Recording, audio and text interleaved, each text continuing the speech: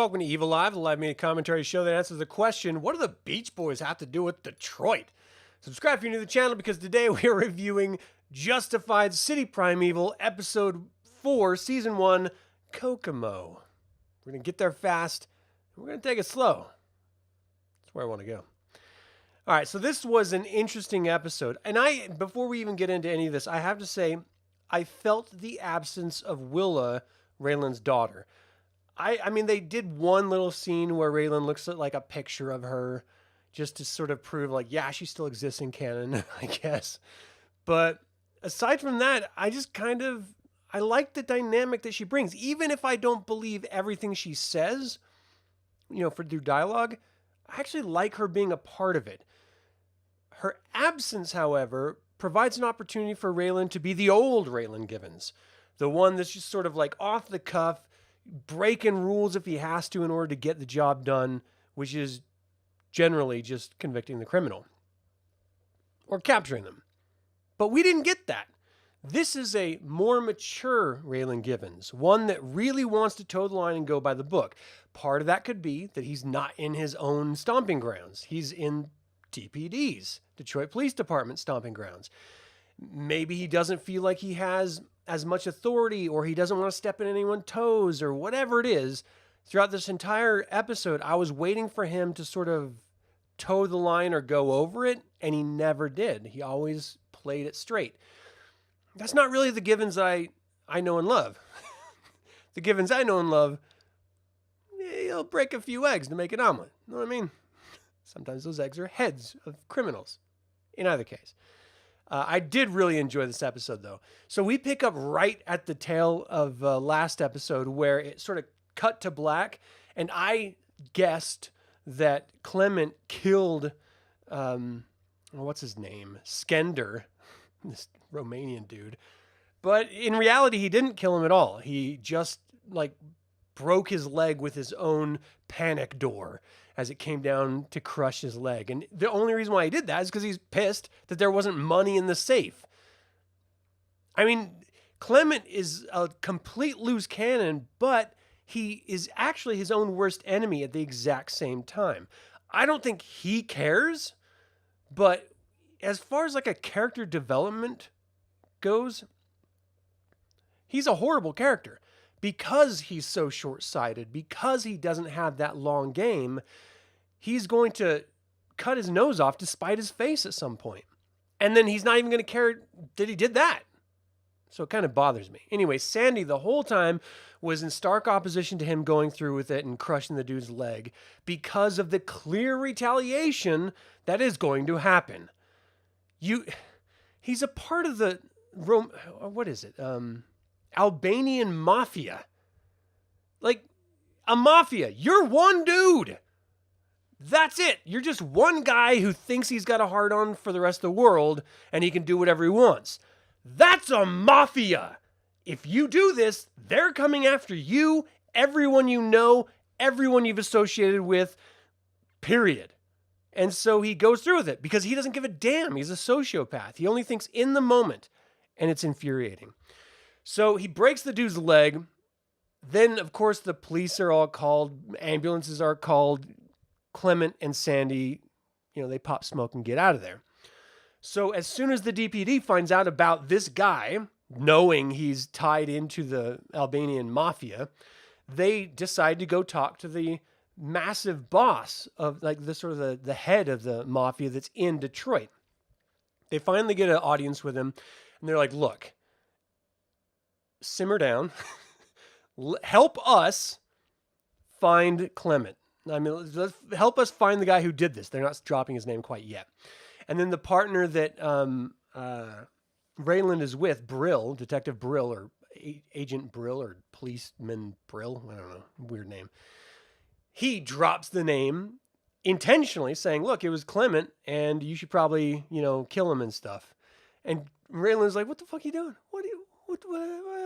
We're lawmen. We're supposed to capture him and bring him to justice. And the mafia guy was just like, I don't really care. I don't want justice. I mean, I don't want justice in the law. I want justice in action. I can't remember the exact verbiage, but it was actually really good. And he was like, look, I'm going to find this guy and I'm going to bury him. And Detective Brill doesn't care. He's like, yeah, okay, that's fine. Raylan is the only one that's like, yeah, but let us do our job first. And then if he gets away, if you can get your hands on him, then do what you have got to do. But let us get him first because we're going to get him.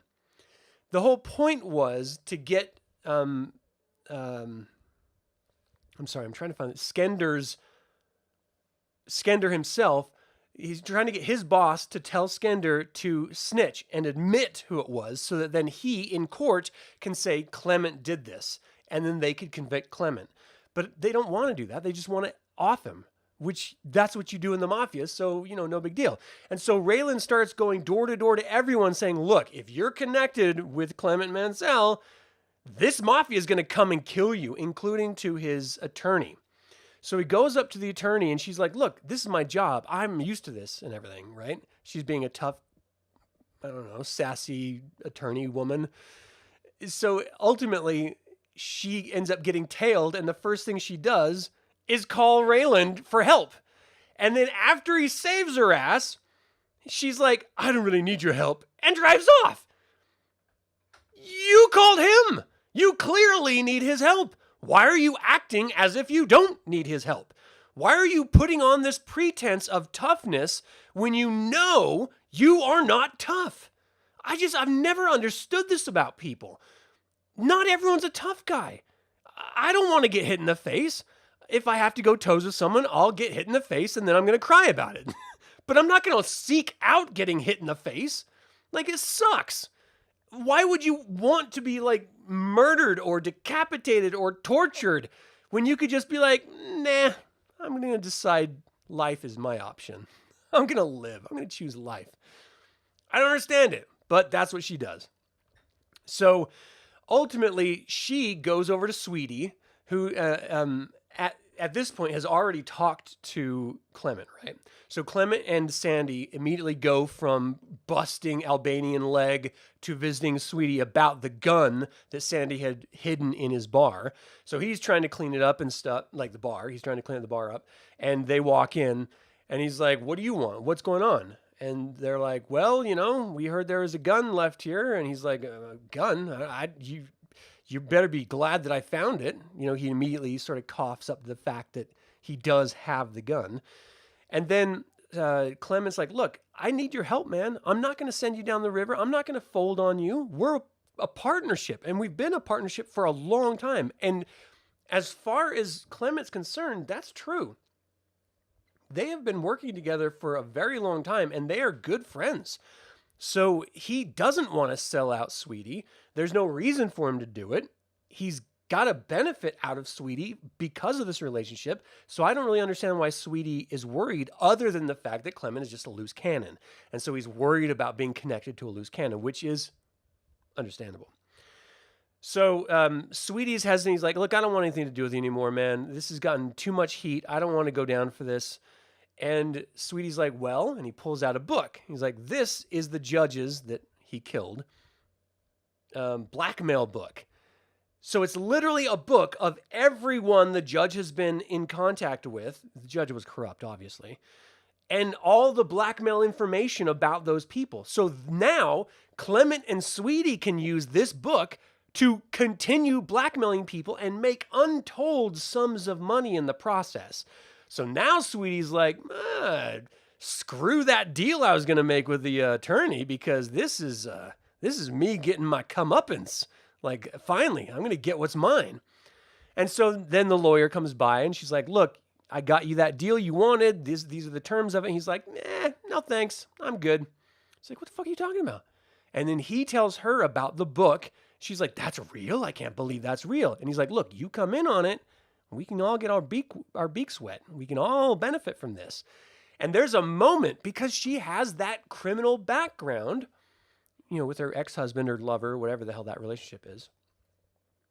She's kind of criminal adjacent. She defends murderers on the regular. So she's got that in her. And so she's actually like leaning toward it for a second. And then at last minute, she sort of pulls back. She's like, I don't want to do it. Nope. This, I got to toe the line. I want to be a judge. I can't do it if I have this, all this criminal activity under my belt. And then she just sort of walks away and leaves. Meanwhile, the Albanian mafia is off doing their Albanian mafia shit. So they're looking for Sandy now.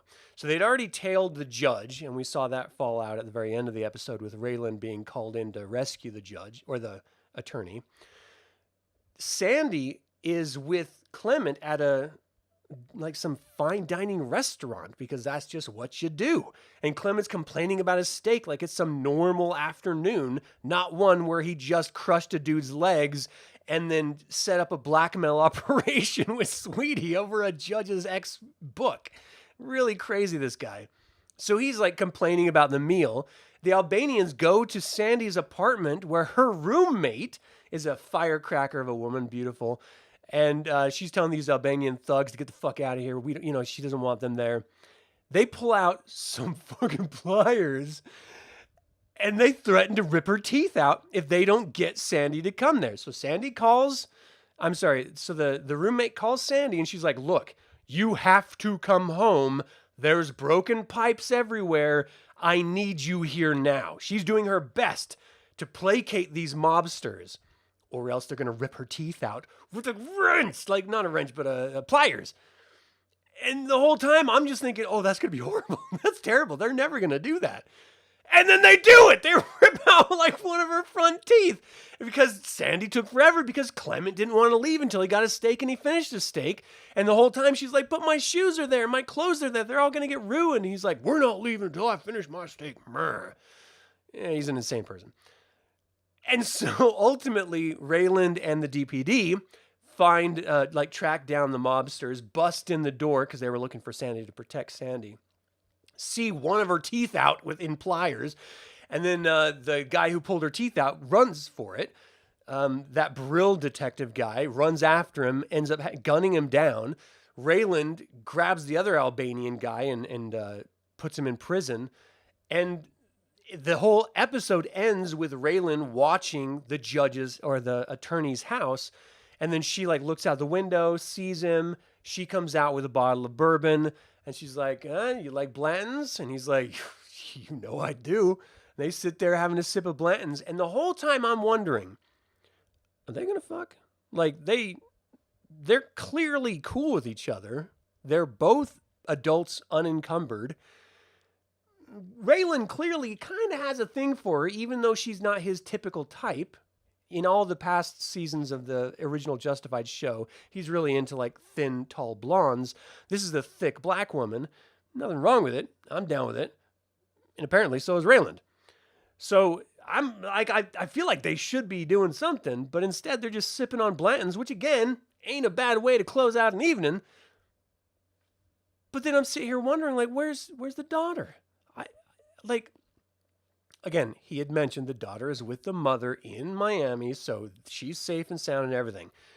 But I really like that dynamic. We're halfway through this show now, because this is a special mini-series thing. There's only 8 episodes that I know of, and it's only one season that I know of.